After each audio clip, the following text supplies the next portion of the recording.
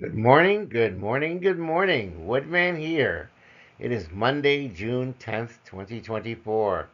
If you're new here, welcome aboard. This is a safe place. If you're returning, you rock. This channel appreciates your support. You make the planet spin around the sun. Thank you oh so much. Today I want to talk about limerence. Limerence is a term which was coined by a psychologist named Dorothy Tenoff in the 1970s to describe an intense, involuntary emotional state characterized by obsessive thoughts and feelings about another person.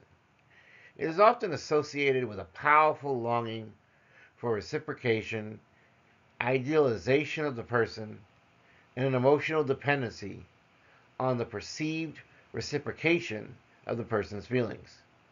In other words, this can just be one sided infatuation. What are the signs and symptoms of limerence? The first sign is usually intrusive thoughts. Persistent and uncontrollable thoughts about the person often interfere with you completing your daily activities. Emotional dependency. There's a strong desire for reciprocation of feelings and constant need for reassurance, which is not very healthy, right? Idealization. Seeing the person as perfect or ideal, often ignoring their flaws or real life challenges. Mood swing. Extreme emotional highs when receiving attention from the person, and extreme emotional lows when that attention is not there. What about the fear of rejection? There's definitely an intense fear of rejection or feelings that this is like an unrequited love somehow, right? But it's not really love, it's limerence, but that's how we would classify it. Fantasizing and daydreaming, fantasizing about the person, and constantly running through hypothetical scenarios in the mind.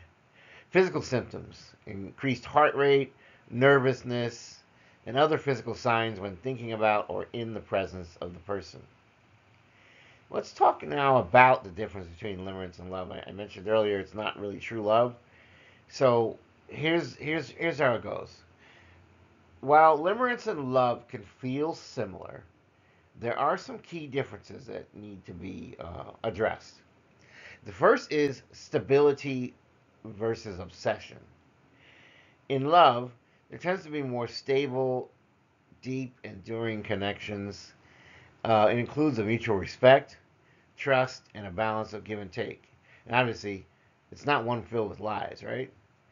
Limerence, on the other hand, is characterized by obsession, preoccupation with the object or target of the limerence. It often lacks the stability as well as the mutual respect that would be seen in love. Idealization versus realism. In love, you see the other person realistically. You acknowledge their flaws. You accept them as they are. In other words, we're not deceiving ourselves about who the object of this affection is, right? We know their strengths, their weaknesses, things we like, things we don't like. But in limerence, this causes you to overlook their flaws and see them as perfect. In other words, they may be red flags all over the place, but you keep blowing past them because of limerence. Emotional balance versus emotional extremes. In love, that tends to that tends to bring a sense of peace and emotional balance. It's a stable thing, right? In limerence, this results in extreme emotional highs and lows, depending on the perceived reciprocation of feelings. But like I said, often that reciprocation is not really there. Right? So, how does childhood trauma lead to a person potentially developing limerence for another human being? Well, childhood trauma can influence the development of limerence in many different ways. Number one is attachment issues.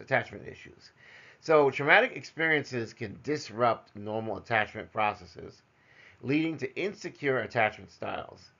Individuals who have insecure attachment styles may be more prone to developing limerence as they seek intense emotional connections to fill the attachment voids that are in their lives.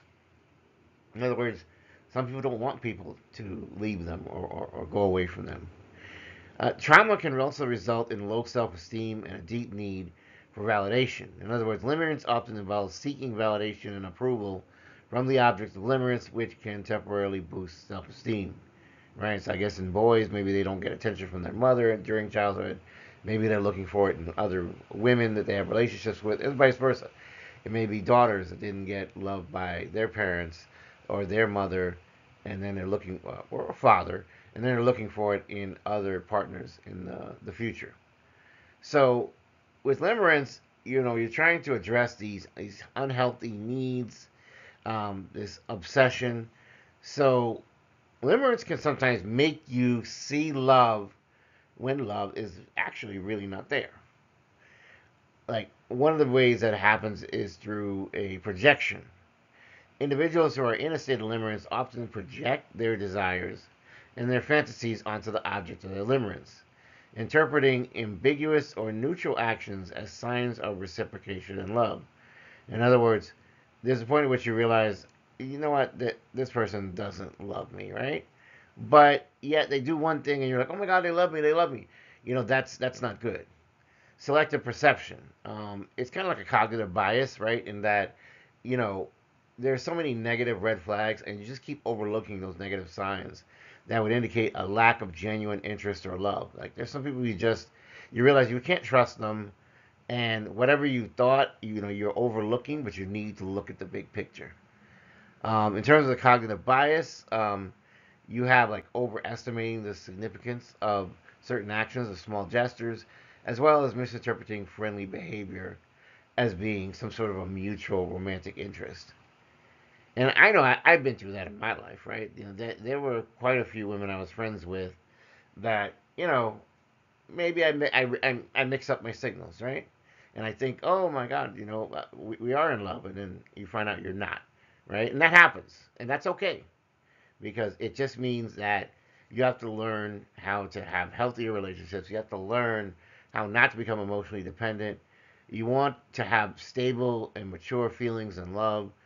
You don't want to be in limerence, which is this emotional extreme, this unwarranted attachment, these unresolved issues from your childhood. You need to understand the difference between limerence and love because it's crucial for developing healthy, balanced relationships. Recognizing the signs of limerence can help individuals seek the appropriate support and work towards bettering their emotional well-being. Once you actually see things for what they are, then you can move on with your life and you can have a happy life because there will be people that will love you. There will be people who do care about you. As for the people who didn't, well, that's their loss, right? In other words, you are a wonderful, amazing person, and you have to remember that at all times. And if someone doesn't appreciate that, that's not on you, that's on them.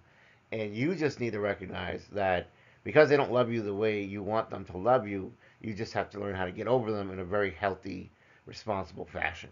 I hope this message has been great for you in terms of educating you about limerence and how to kind of work out of breaking out of a negative pattern and recognizing your childhood trauma. Please don't forget to like, share, and subscribe. I appreciate your support on this channel. It's people like you that make this channel go round and round.